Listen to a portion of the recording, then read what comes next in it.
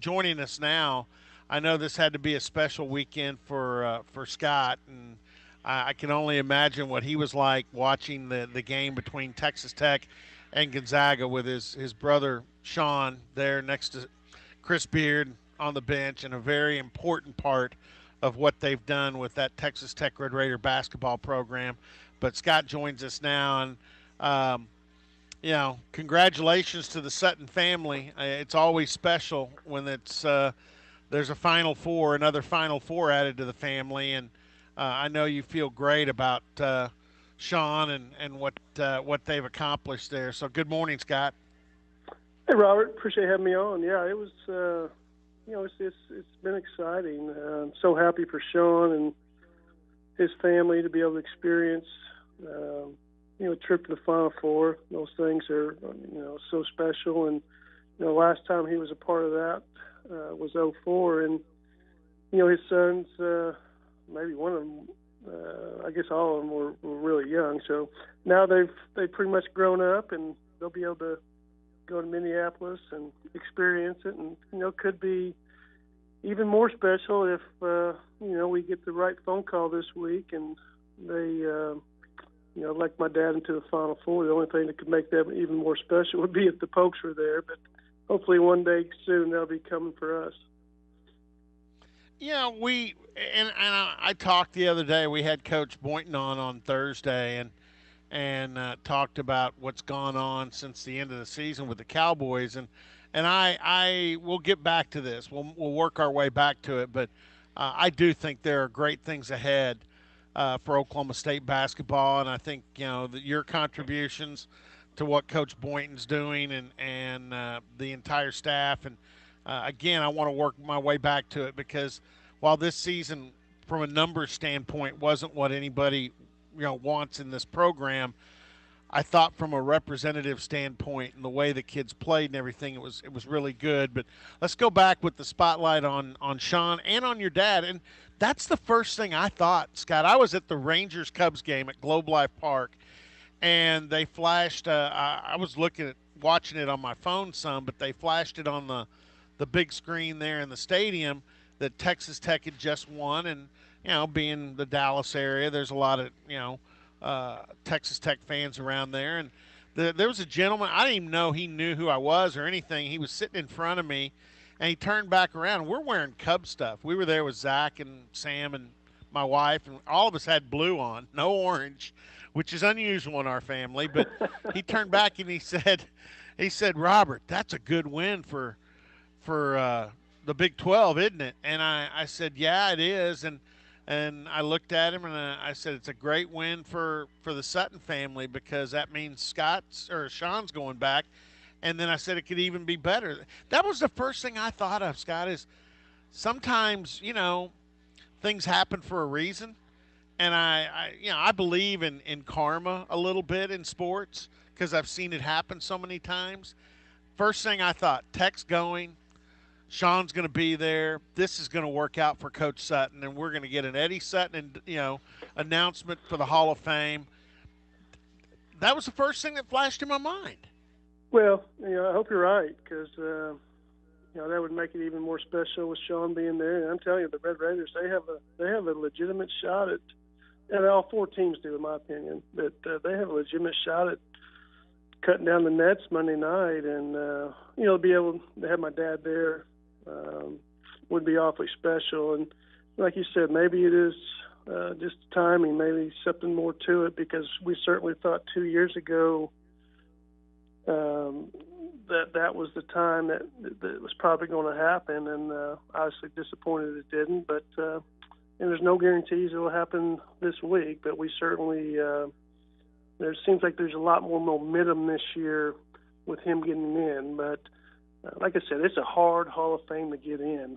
There's 24 people that vote, and you don't know who the voters are, and you have to get 75% of those guys or gals, whoever votes, to vote for you. So, but keeping our fingers crossed, and we certainly all feel like he's very deserving. But if he doesn't get in, it does not take away from the type of career he had and the type of man he is. No, it does not. And those of us that were around that, that covered him, and I remember growing up. When I was growing up in Dallas, he was over there at Arkansas and doing such a great job for the Razorbacks, and we'd see him quite often. And then when I was in my mainly my professional life early on at Channel 4, um, I would say he and Gary Ward were two of the coaches that had the most impact on, as a coach, because coaches guide you as a reporter too. You learn not only from people in your business, you learn how to cover teams from the people you cover. And there's no Absolutely. doubt in my mind that Gary Ward and your dad, those were the two that had the most impact on me. Um, I do want to ask you this because you brought it up. Tech's got a great chance, but you look at what Auburn did, beating Kansas, North Carolina, then Kentucky. Tom Izzo's team has played well. They beat Duke, which a lot of people didn't think anybody was going to do that. And then Virginia, we know how they play defense under Tony Bennett, and they're the number one seed that's left in this thing. This is a great Final Four in that right now I think any of the four could win, and you don't always say that. I don't think. No, you're right. You don't. No, typically there's one or two teams that you feel like have the best shot, and they'd have to play below average for them to get beat, or a team would have to just be unbelievably hot from the three to beat them. But this year, all four teams they're probably the four hottest teams in the country. Tech's lost I think one time in the last 2 months. I think Auburn's won 14 out of 15. Michigan State won their conference tournament, and they've been on a huge run. Virginia did get beat in the ACC, but they've been number one or two or three the whole year. So it's going to be fun. You don't have really the so-called blue bloods. I guess Michigan State is the closest thing to a blue blood, but a couple teams have never been there before. I think three head coaches who've never been there before. So there's some new blood in there, and the teams that are going to execute and get a little bit lucky, those are the teams that are going to advance and play Monday night. But can you imagine a final of Texas Tech and Virginia, what that final score might be? Both those teams play unbelievable defense. What Texas Tech's done defensively in this tournament has been pretty remarkable, holding a very good Buffalo team to the 50s. They held Michigan, which I know this is not your typical Beeline offensive team, but they hold them to 44 points and hold Gonzaga to, I think, 20-something points below their average. So they're doing a remarkable job, and all four teams are veteran teams, and they're older, and that's been a big discussion, I guess, the last 24 hours or so, that, the one and dones at Kentucky and Duke, I guess, have only won a couple national championships the last 7 or 8 years, and these teams that have experienced players that have been around, they're having some success. No doubt about it. And when you brought up the defensive performances, especially that one that Tech had with Michigan the other day, that makes me think of Mr. Iba. Obviously, Chris Beard has ties to Bobby Knight, and Bobby Knight ties obviously to Mr. Iba. Your brother's on that staff. Ties to your dad, ties to Mr. Iba. I told my wife that the other night. I said, Mr. Iba's smiling about that tournament game. That's his kind of basketball. And if Virginia and Tech did play, again, I think of karma. I mean, what better Monday night to celebrate if those two teams are playing in the final and Eddie Sutton's been announced in the Hall of Fame? I mean, that to me would all kind of go together. Yeah, Mr. Iba certainly would enjoy that game Monday night if they played, and he would certainly have enjoyed watching Chris Beard's team play and Tony Bennett's team play, because they do play a lot like his teams. They play a lot like my dad's team. So they're a guy on Tech staff that a lot of Cowboy fans will remember is Glenn Cyprian. Was a part of my dad's staff when they I think was a part of that staff that went to the '04 Final Four. So Yeah, he's back oh with four, yes. him and Sean are back there, and so just thrilled for those guys.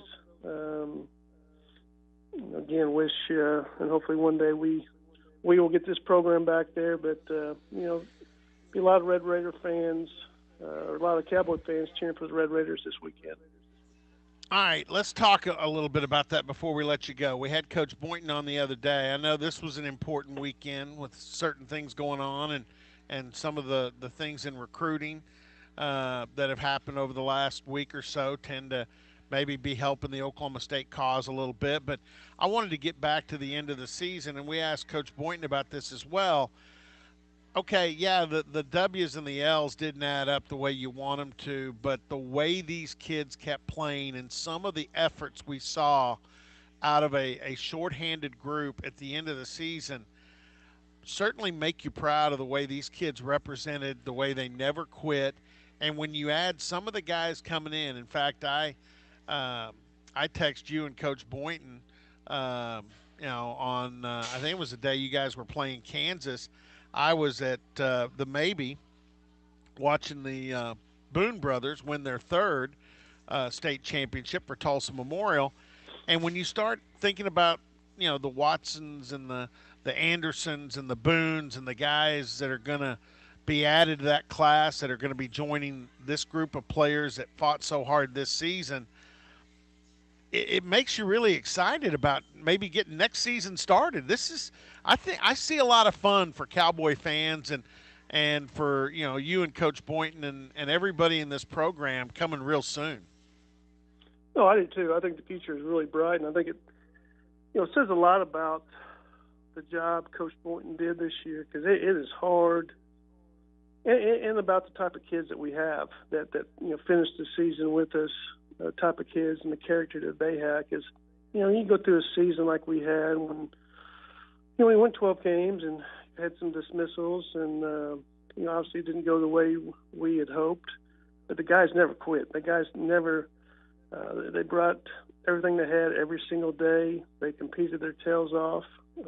I thought we were playing our best basketball at the end of the year, and there wasn't a game late in the year. And I don't think there was a person in our program, within our program, that didn't think that we could go make some noise in Kansas City. And we dug ourselves a huge hole against TCU, but give our guys credit and give Coach credit. We fought back and had a lead and just couldn't hold on to it. But for a team that won 12 games, and I've had some teams that didn't win a lot of games, and it wasn't a whole lot of fun when you got to late February or March, but this group was fun to coach until the very last day. And like I said, it says a lot about the type of kids and young men that we have and the families they came from, because they're competitors, and they never quit on us, and it could have easily could have gone the other way. So, but talking about next year, yeah, we're thrilled. We're excited. We need to add a couple pieces to this class, but the four young men that we have coming in are, they're the future of this program, and all four of them are going to help us win a bunch of games. And you talk about the Boones, and they need to add some strength, but I think they're going to be ready to contribute next year.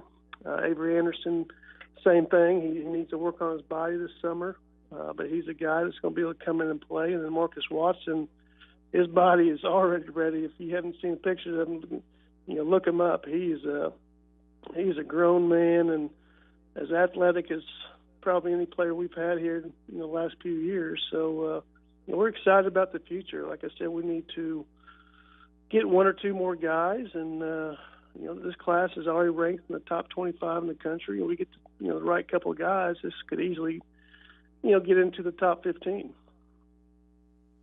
Well, and I wanted to ask you this because I know you were, real involved, especially with the recruiting of the Boones, and through them, I went over and spent some time, did a series last fall on not only them but the Tulsa Memorial Program and Coach Allison and what he's built over there. And Bill Haston and I were on the floor after the third state championship win the other day against Del City, and Bill turned to me and goes, "You realize at one point they weren't going to hire Coach Allison at Tulsa Memorial because the superintendent said he doesn't look like a basketball coach, and you know, and I know from being around him, he stands for the right things. And of course, you've been over in the Tulsa community before Oklahoma State as head coach at ORU. I again, the Boones are, I think, special kids, not just players. I like the character that they're going to bring into the program, and I think that's a reflection of Coach Allison. That he's done a pretty incredible job. I've enjoyed watching, and I like watching him because I think he's an old school type coach. Oh, he is. And I've known Bobby a long time. He played. He was on a state championship team back in the early 2000s, and actually probably he is the best player I ever coached at ORU, named Caleb Green, was one of his teammates. So I followed that program a long, long time, and it is a winning program with a winning culture, and that will obviously help the Boones, but it'll help us. You want to recruit guys that come from winning programs, and that's what's exciting about the 4 kids that we've already got signed. Avery Anderson that played in state championship game as a junior, played in the state semifinals, which in Texas it is hard to get there. They played in the state semis as a sophomore, and then Marcus Watson won a state championship this year as a senior. So you got 4 guys coming from winning programs that are all about winning, and that helps with your culture. That they've been through it, they understand, they hate losing, and those are the type of guys that you need to build a program. Well, again, Scott, I appreciate your time today, and I text Sean on Saturday night, and I know he got tons because I got a return last night, and well, I'm gonna get. I know a couple of guys in the office that Jake, our strength coach, was on his staff, and then he had recruited Keaton here. He never got to coach Keaton, but he recruited him. So I think both those guys had texted him Saturday, and it took a while, but I imagine he had a few hundred, if not 1,000, text messages to try to get back to. Oh yeah, I mean, he didn't have to text me back, but I'm glad he did, and I'm happy for him, and I'm happy for the Sutton family. I mean, it's you're a basketball family, and this is basketball. This is the Mecca to go to the Final Four, and your dad will be there. And I just think it's all going to come together. I wish you a great week. And now I'm assuming you'll be up there as well? Yeah, I'll be up there. And, the plan is for all of us to be up there, not just to support Sean, but hopefully celebrate, my dad. Yeah, I hope that's what the Sutton family gets to do, and it's deserving. Not only for your brother and Chris and Texas Tech. I've enjoyed watching to see what they've done with that program, but it's so deserving for Coach Sutton to go into the Basketball Hall of Fame in Springfield, and I'm confident that call is going to come through and it'll be the right answer this year, and we all are. So again, thanks for the time, and enjoy the family time. And man, I'm not a I got to admit, I've never been a huge Red Raider guy, but I will be. No, but I will be cheering for the Red Raiders this weekend. So, it's kind of funny. You can pass this along. Sean probably knows this. I didn't know this until it was maybe 4 or 5 years ago. I'm at a Big 12 gathering, and some of the media from Texas Tech, I'm talking to some of the guys I know there, and they said, do you realize Texas Tech fans don't like Oklahoma State? And I'm like, what do you mean? Those 2 schools should have they have a lot in common. They've got common enemies. What are you talking about? Mm-hmm. And he said, he goes, Red Raider, they think Oklahoma State stole their mascot. They think they stole their hand sign. And I'm like, hey, you got to be kidding me. We've had Pistol Pete long before Raider Red. Don't be giving me any of that stuff. Now, absolutely, I am kind of convinced they had pistols up before we had pistols firing, but hey, so be it. But anyway, hey Scott, that's all a bunch of fun stuff. But enjoy the weekend, and again, congratulations to Sean, and let's hope congratulations to to your dad and a trip to the Hall of Fame. So thanks for the time. You bet, Robert. Appreciate having me on. All right, Scott Sutton, Cowboy basketball player for his dad, and Cowboy basketball assistant coach now with Coach Boynton's staff. And again, uh, the Sutton family is just wrapped around Oklahoma State basketball history, and so hopefully this will be the weekend that we do find out the right answer with Coach Sutton going in the Hall of Fame. And I think it's going to happen, and I think it's appropriate that Sean's going to be there as part of a staff coaching the Final Four. So cool stuff.